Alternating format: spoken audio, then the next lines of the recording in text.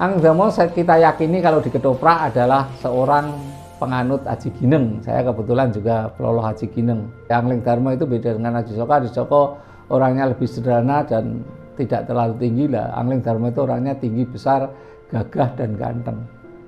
Cuma Angling Darmo karena punya kemampuan yang macam-macam, banyak disenangi wanita juga, tergoda wanita juga. Itu Angling Darmo itu, sehingga belum bisa memenuhi dawuh yang dia harus laksanakan.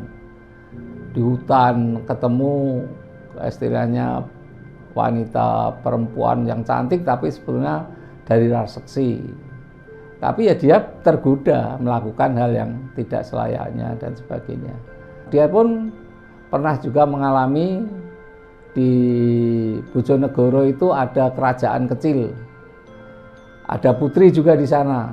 Ketemu dia lihat, tertarik. Di situ namanya Dewi Srenggono kalau nggak salah di situ itu. Sri Setyowati itu dia terganggu dan curiga saat dia akan berhubungan dengan Sri Setyowati. Angling Darmo itu karena bisa mendengar suaranya cicak itu, Angling Darmo tersenyum.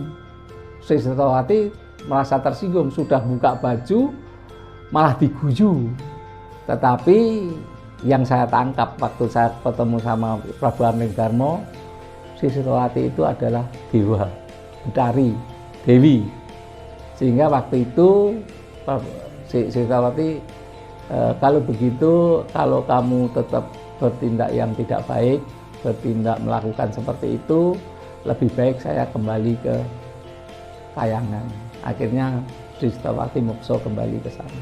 Kalau si Angling Darmo itu sebetulnya bisa setia tuhu sama Sri Setyowati, akan menurunkan sudah kesejahteraan negara Indonesia Nusantara itu sudah sejak zaman dulu dan tidak terbesar di seluruh dunia.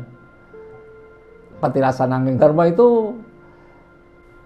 jadi kita lewat jalan yang memang dibangun agak tinggi, sampingnya rawa.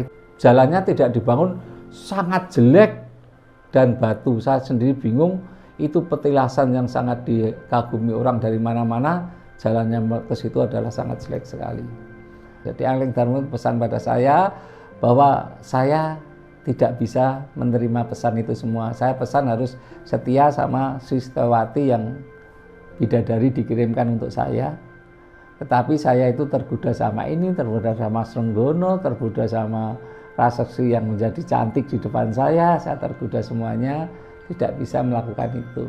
Akhirnya Sri Setyowati yang membawa wahyu saya kembali ke sana.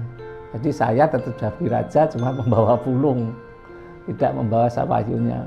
Jadi kalau bisa melakukan apa pesan Adi Soko dan pesan Prabu Angling Darmo, itu akan tercapai Indonesia yang baru, zaman Suroso yang baik, zaman apalah yang berikutnya lah setelah Suroso lah, bukannya zaman keagungan Indonesia itu akan terjadi dan pasti terjadi.